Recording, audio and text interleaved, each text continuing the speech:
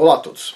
Hoje nós vamos continuar falando sobre este livro aqui, A Conspiração no Gênesis 6, como as sociedades secretas e os descendentes dos gigantes planejam escravizar a humanidade. E o assunto é sobre Jericó, a Batalha de Jericó. Jericó é tratada nesse livro aqui como a cidade mais antiga do mundo, e é um assunto interessante, que é bíblico, né? Tem muitas coisas na Bíblia. Tem algumas coisas aqui que eu não concordo com ele, eu vou comentar, mas eu vou deixar da forma como o autor apresentou e vou comentar o porquê eu não concordo, ok? Então vamos lá. Antes de começar, lembre-se, eu estou fazendo divulgação esse mês, é a última vez que eu faço divulgação deste curso aqui, Gerenciamento de Novos Negócios, uma visão sobre erros e acertos. É um curso interessante para quem está começando na parte de negócios, e quem tiver interesse não só nesse curso, em todos os outros cursos de negócios e outras coisas do canal, tem vários cursos, no total são 16 até o momento. Tem a área de membros, custa $7 por mês, é uma opção econômica, os cursos estão todos em português, certo? Está em dólar porque a área de membro ela está hospedada nos Estados Unidos, mas os cursos estão todos em português, ok? Pois bem, e todo mês tem um curso novo. Amanhã eu já apresento o curso do próximo mês, tudo bem? Pois bem, então vamos lá, Jericó. Vamos começar com essa passagem bíblica aqui. Josué, capítulo 6, versículos de 2 a 5. Veja, entreguei Jericó em suas mãos, junto com seu rei e seus guerreiros. Marcha pela cidade uma vez com todos os homens armados. Faça isso por 6 dias. Peça a 7 sacerdotes que carreguem trombetas de chifres de carneiro na frente da arca. No 7º dia, marche ao redor da cidade 7 vezes com sacerdotes tocando as trombetas. Quando você os ouvir soar um longo toque das trombetas, faça com que todo o povo dê um grito alto. Então o muro da cidade desabará e as pessoas irão subir, cada homem direto para dentro, então subir para dentro da cidade, entrar na cidade. Pois bem, então assim, os amorreus ouviram os rumores do desastre egípcio, certo? Acabou um monte de praga lá no Egito, certo? Bem como da humilhação dos amalequitas nas mãos dos israelitas. Os amorreus de Jericó estavam bem familiarizados com a aniquilação feita contra seus irmãos amorreus, liderados por Sihon e Og, a leste do Rio Jordão. Isso explica porque eles, dominados pelo medo, se encolheram dentro das muralhas antigas e poderosas de Jericó, agarrando-se à esperança de que aquelas muralhas altas e poderosas os salvassem. Então eles ficaram lá dentro, resolveram ficar na defensiva, certo? Mas por que Israel derrubou os muros de Jericó? Por meio de rituais e cerimônias inexplicavelmente estranhos. Qual é o significado inexplicável e subjacente da destruição de Jericó? Pois bem, são perguntas que o autor faz. Jericó era uma cidade da antiguidade extraordinariamente famosa, datando de 11 mil anos, de acordo com a maioria dos arqueólogos. Eu penso que não tem 11 mil anos, é menos do que isso, certo? Vamos dizer assim, 5 mil anos, algo do tipo. Mas é o que o pessoal coloca. Alguns acreditam que Jericó é a cidade mais antiga do mundo. Ok, e parece que faz sentido. Nem a forma como a cidade foi derrotada, nem que Jericó foi a primeira cidade a ser destruída na Terra da Aliança, e nem a grande idade e simbolismo são coincidências. Lembre-se também de que todas as outras cidades-estados do sul dos amorreus foram totalmente destruídas de maneira semelhante a Jericó. É de se perguntar, então, se os mesmos rituais de destruição com trombetas também foram realizados nas outras cidades-estados no sul dos amorreus. Ou seja, está levantando um ponto aqui que é interessante. Ou seja, na Bíblia tem a descrição de como foi derrubado os muros de Jericó. E ele levanta, será que os outros muros foram derrubados da mesma forma? É um ponto. Outra coisa que ele coloca aqui. Não existe coincidência na Bíblia. O fato de Jericó ser aonde ela era, do jeito que ela era, com as condições que ela era, e ser a primeira a ser derrubada, ser o primeiro fruto ali, no caso, a ser derrubado, não é coincidência. Pois bem, os israelitas não atacaram apenas esta cidade legendária da antiguidade, com as suas paredes míticas de altura e força extraordinárias. Não.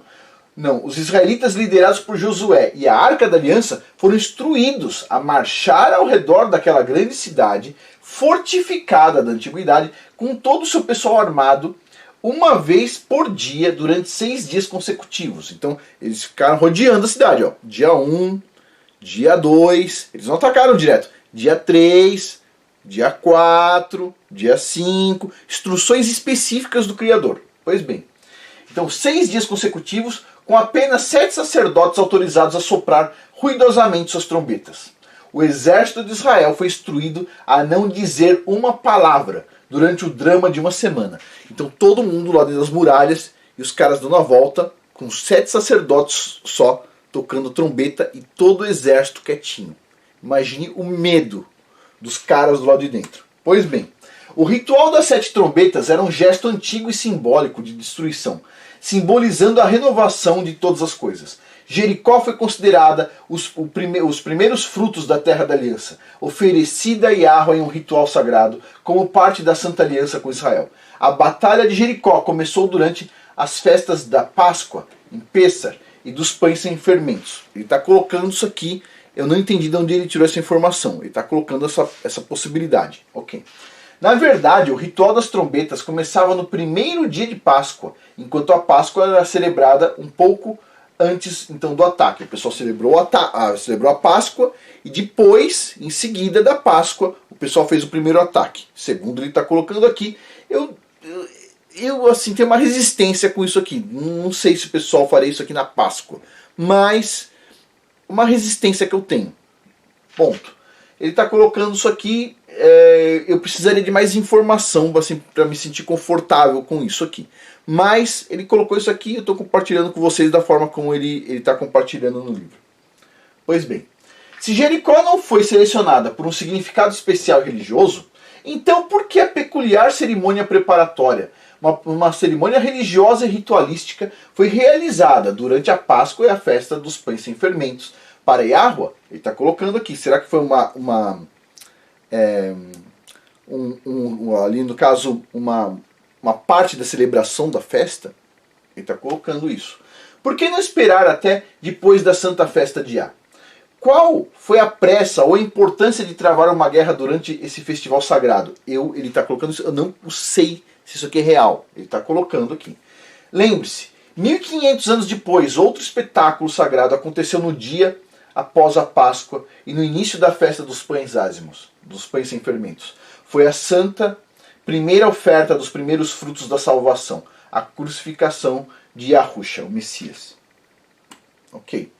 Observe também que no dia da preparação desse festival sagrado de uma semana, todo pão fermentado e todo fermento foram removidos de todas as casas e moradias dos israelitas. Ou seja, durante a semana do pão sem fermento, você tem que tirar antes dela, né, no caso, tirar todo o fermento de casa, todo o pão fermentado, tudo que é fermentado de casa. Pois bem, a ação de sopro do fermento no pão simbolizava orgulho, arrogância e o pecado. O orgulho representou simbolicamente os Néfilins como a causa da violência e da corrupção da época pré-diluviana. Todo esse simbolismo não pode ser uma simples coincidência, pois a Bíblia não funciona por meio de coincidências. Ok. A manobra dos amorreus de se encolherem dentro das suas poderosas muralhas de Jericó não funcionou, pois Jericó fora reservada para um sacrifício especial. Jericó foi ordenado para ser entregue nas mãos dos israelitas, desde que eles seguissem as instruções de Yahweh ao pé da letra. E eles seguiram, certo? No 7º dia, o último dia da semana dos pães sem fermentos, o exército de Israel repetiu o mesmo ritual que havia feito nos 6 dias anteriores. Nesse dia, eles acrescentaram o toque das trombetas 7 vezes ao ritual da marcha pela cidade. Todo o povo de Israel gritou em sintonia com as trombetas e os muros inabaláveis de Jericó caíram. Pois bem, imagina isso. O exército israelita invadiu a cidade legendária, massacrando todos os ocupantes perplexos e atordoados, exceto, presta atenção, Raabe, a prostituta e sua família, pois haviam prestado assistência aos espiões de reconhecimento israelita. Que eu quero fazer um ponto antes de continuar. Então eles destruíram tudo, presta atenção, destruíram tudo, menos a prostituta Raabe, ok? Ponto. Menos. Pois bem, e teve um vídeo aqui que eu falei sobre Ruth. Que Ruth, ela morava em Moab, mas ela não era descendente dos Moabitas, especificamente, certo? Tem um vídeo bem claro sobre isso. Quando eu fiz esse vídeo sobre Ruth, os engraçadinhos, eles vieram aqui e falaram o seguinte: tudo bem, Ruth tá ok, mas e Raabe? Raabe, o pessoal diz que está na descendência do Messias. Ou seja, é uma ancestral do Messias. Você tem lá de Raabe, dizem eles, vai sair depois o rei Davi, Salomão, até chegar o Messias. Ou seja, o pessoal diz que na linhagem real do Messias tem essa pessoa aqui que foi salva lá. Sei. Todo mundo em Jericó tinha uma semente problemática. Todos, ok? Todos. E esta aqui, além de ter problema, ainda era prostituta do local. Então vamos lá. Será que essas pessoas sabem ler a Bíblia para falar um absurdo desse? Porque assim, é engraçado. É engraçado. Eu acho que essas pessoas, sinceramente, aqui do fundo do coração, eu fico pensando, por que essas pessoas fazem isso? Porque as pessoas falam que essa mulher faz parte da descendência do Messias. Eu fico pensando aqui. A única justificativa que eu acho, que eu entendo, é o seguinte. A mãe dessas pessoas que falam essa blasfêmia devem ter a mesma profissão dessa mulher aqui. Então, para tentar aliviar para a mamãe, eles vão lá e colocam essa aqui na linhagem do Messias. Porque não é, ok? Tá claríssimo na Bíblia. Tá claríssimo na Bíblia em português? Não, não tá claríssimo na Bíblia em português porque ela foi mal traduzida.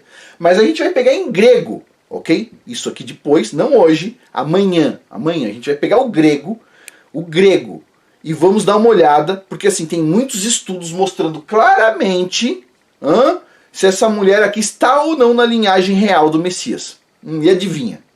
É exato, é uma blasfêmia, certo? Porque essas pessoas que falam esse absurdo aqui, não são que nem a gente, certo? São pessoas que só estudam a Bíblia. E aí o que acontece? Quando o pessoal vem me falar coisas desse tipo aqui, eu tenho que ir lá, conversar com pessoas, procurar estudos, etc, tal. E quando eu vou ver os estudos, está claríssimo. Esta mulher aqui não está na linhagem do Messias. A gente vai falar isso amanhã. O vídeo de amanhã vai ser sobre essa mulher aqui e quem está na linhagem do Messias. É ela ou outra pessoa? A gente vai ver isso aí. Pois bem, tipo assim, absurdo. É absurdo. Mas tudo bem. Então eles destruíram Jericó inteirinha, e só deixaram Raabe de fora. E aí vem algum engraçadinho dizendo que ela está na linhagem real. Vai vendo. Espera aí. Espera amanhã. Vamos lá. A cidade inteira foi arrasada, queimada e completamente destruída, exceto a casa de Raabe. Todo o tesouro foi reservado para a tesouraria da casa de Iá. Finalmente, Josué pronunciou uma maldição sobre qualquer um que tentasse reconstruir Jericó no futuro. Ela foi separada para um tipo específico de destruição, como um exemplo para o mundo a ser seguido por todas as gerações. Ou seja, por que vocês acham que quem controla o mundo, que a gente sabe que não são os fantoches que a gente vê por aí, por que eles não caem em cima de uma vez? Por que eles se prepararam tantas coisas para escravizar as pessoas? Porque aconteceu um exemplo lá atrás. O Criador mostrou para todas essas pessoas que faziam mal o que o ser humano feito de barro consegue fazer se o Criador estiver junto. Então assim, o pessoal é cauteloso. É cauteloso, porque os israelitas deixaram exemplos, certo? Exemplos que até hoje fazem esses caras tremer. Porque só deles imaginarem Jericó, aquela cidade com aquele muro, que o pessoal diz que o muro de Jericó passou pelo dilúvio, inclusive. Depois do dilúvio ainda estava um muro lá. Dizem aí, uma das lendas. O muro inabalável de Jericó. Os caras dão lá as voltas durante 7 dias. Pá! Derruba o muro. E depois os caras entram com violência e arrasa tudo. Imagina a recordação que o pessoal deve ter, certo? Do ser humano, o ser humano feito de barro, basicamente, como o pessoal diz. E como é de fato? Vamos lá. Continuando aqui. Essa narrativa épica e bíblica é realmente estranha. Por que houve tanto ritual e mistério incluídos na destruição de Jericó? Acredito, diz o autor, que Yahweh desejava fazer uma declaração contundente aos outros povos que habitavam a terra prometida, que Israel era nutrida e apoiada pelo onipotente e verdadeiro Elohim do universo, Criador dos céus e da terra, Yahweh Tsevaot. Ele quis deixar a assinatura lá. A Bíblia descreve cidades com paredes até o céu.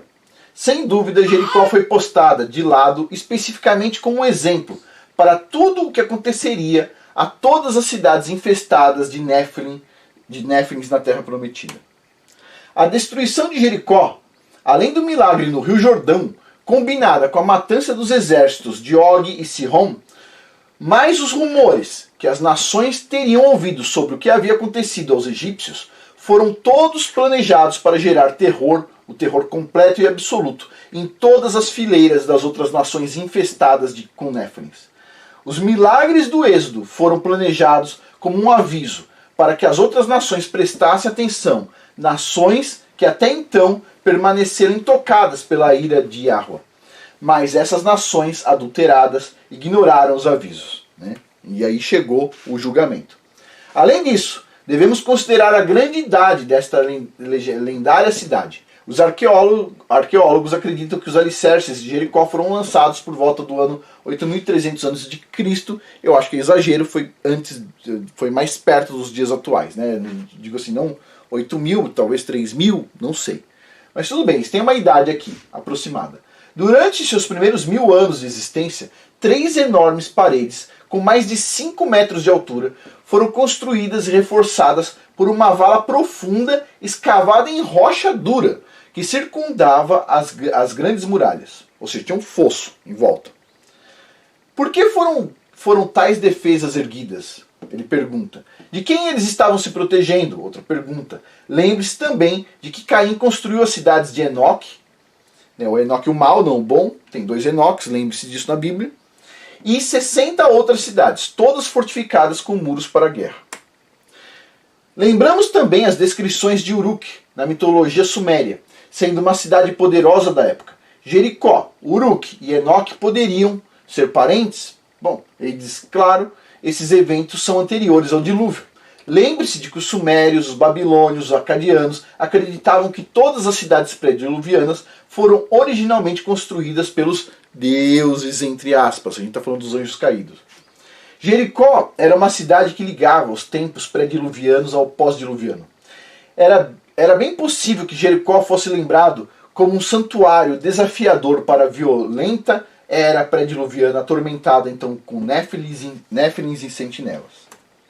Certamente as paredes de Jericó representavam as guerras pré-diluvianas. Agora, as 7 trombetas empregadas para destruir Jericó e as suas poderosas muralhas também anunciaram a destruição de Jericó e a renovação da terra da aliança de Israel.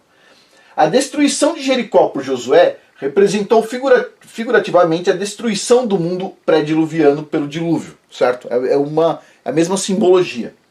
Junto com a renovação da terra por meio de Noé e sua família. Além disso, a destruição de Jericó representou o início oficial para a erradicação do contágio pré-diluviano sobrevivente.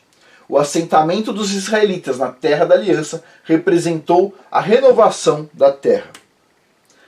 Além de tudo isso, então, Josué instruiu que todos, exceto a família de Raabe, deveriam ser mortos. Lembre-se, amanhã a gente vai falar sobre Raabe. Vou estar discutindo aqui o estudo que o pessoal fez, já antigo, não é de agora, sobre Raabe, certo? A gente vai pegar os manuscritos, a gente vai pegar em inglês, em português, vamos comparar e a gente vai ver se esta mulher aqui, certo, estava na linhagem real do Messias ou não. A gente vai entender claramente isso. E que fique claro, porque muitos pastores falam esse tipo de blasfêmia, até hoje, não sei se eles são preguiçosos, se eles fazem de má fé, mas se você vê uma pessoa falando que esta mulher aqui está na linhagem do Messias, saiba que você está compactuando com blasfêmia. Então vamos continuar aqui. Então, Josué instruiu todos, exceto a família de Raabe, que deveriam então ser mortos, incluindo todos os animais e também tinha toda a pilhagem. De acordo com Josefos, deveria ser recolhida e oferecida como uma oferta sagrada a Yahweh, como parte das primícias da terra da aliança. Ou seja, a pilhagem, no caso aqui. Todos os habitantes foram executados, enquanto a cidade inteira, incluindo os cadáveres, foi queimada, novamente consistente com um holocausto, diz o autor. A festa das primícias no antigo Israel sempre começava no primeiro dia após o primeiro sábado, quando a colheita estava prestes a ficar pronta. Nesse caso, era o sábado de preparação para a festa dos pães sem fermento. A festa das primícias incluía o sacrifício de um cordeiro em holocausto, junto com os primeiros frutos dos grãos e das uvas, antes que Israel pudesse participar da colheita.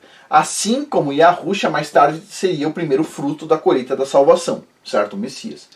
É uma celebração dos primeiros frutos da generosidade que virá da colheita.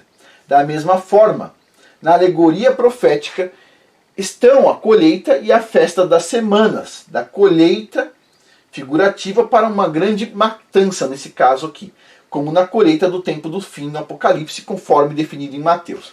Então vamos lá, um ponto aqui. A festa das semanas é a festa que você vai contar, então, 7 semanas. Em hebraico, o nome dessa festa é Shavuot, certo? Shavuot. E você vai contar 7 semanas a partir de um sábado e ela sempre vai cair num domingo. Shavuot sempre cai num domingo. Ponto. 50 dias. Mas continuando aqui, ó, e ela é chamada de festa das semanas porque a gente conta em semanas, certo? 7 semanas, 7 vezes 7, 49, no dia seguinte, no domingo, vai dar Shavuot. Pois bem, então continuando aqui. Agora, ele coloca o seguinte, ó, que isso vai ter um comparativo com a colheita do tempo do fim, do Apocalipse, conforme definido em Mateus. Bom, eu não entendi aqui, ele coloca como se a colheita do fim fosse a colheita dos santos, né? Mas na verdade eu penso que a colheita, quando o pessoal fez aqui, a colheita, eles, passou nos maus, certo? Não nos bons. Mas continuando. A colheita figurativa de Jericó foram os primeiros frutos do sacrifício dedicado a Yah, prenunciando a grande colheita ou matança que se seguirá na conquista da terra prometida da aliança. E a destruição de Jericó ocorreu no primeiro sábado antes da colheita. Aí eu tenho uma dúvida profunda, porque assim, eu não sei se eles fariam isso no sábado. Ok? Não sei, eu penso que não. Eu penso aqui que tem algum erro aqui, mas estou falando aqui o que eu penso. Um dia que eu ver um estudo sobre isso aqui, um estudo bem profundo sobre isso aqui, eu posso garantir para vocês ou não. Nesse caso aqui a gente está seguindo o que está no livro, certo? Então a gente está vendo o que está no livro aqui. Está falando que foi num sábado, eu tenho minhas dúvidas, eu tenho bastante dúvida no caso aqui. Eu, na verdade, duvido, mas tudo bem. A festa das semanas da colheita, Shavuot, seguia 50 dias após a festa das primícias, após a colheita, assim como o Pentecostes faz. O Pentecostes é uma sombra de Shavuot, certo? Bom, da mesma forma, os santos do Apocalipse são considerados os primeiros frutos para o holocausto ou colheita do tempo do fim. Eu não tenho certeza disso aqui, se são só os santos, como é que vai ser ainda, não tenho certeza. Tudo bem, mas é o que ele colocou aqui. Jericó foi, nesta alegoria, os primeiros frutos da colheita da terra prometida da aliança, oferecida no holocausto religioso e na cerimônia das festas de Israel, completa então com trombetas. Lendas dizem que o primeiro dia das trombetas é o dia alegórico da profecia, quando Yahweh julgará todos os homens à medida que passam diante dele. Concordo. Jericó foi reservada para um ritual extraordinário e destruição em honra do único Elohim verdadeiro e como um sinal para os povos infectados, corrompidos então pelos Néfilins. Yahweh destruiu o domínio Néfilim sobre a humanidade nos tempos pré-diluvianos e agora ele estava preparado para fazer isso mais uma vez. E não havia nada que os Néfilins, seus falsos deuses ou os povos daquela época pudessem fazer para impedir. Neste caso, eles descrevem a aniquilação completa e absoluta. A maneira simbólica dessa destruição tornou o poder dos deuses do panteão deles silencioso e ausente. Ou seja, não adianta chorar lá para os deuses do panteão deles, eles não falaram nada, certo? São deuses mudos, surdos, não se movimentam, não são vivos, né? Não adiantou muita coisa, acho que eles perceberam isso aí, né? Mas tudo bem, continuando aqui. No próximo vídeo desta série aqui, nós vamos falar sobre a maldição dos Amalequitas. Mas, antes disso, no vídeo de amanhã, especificamente de amanhã, lembre-se, não vai perder, o vídeo de amanhã é importante.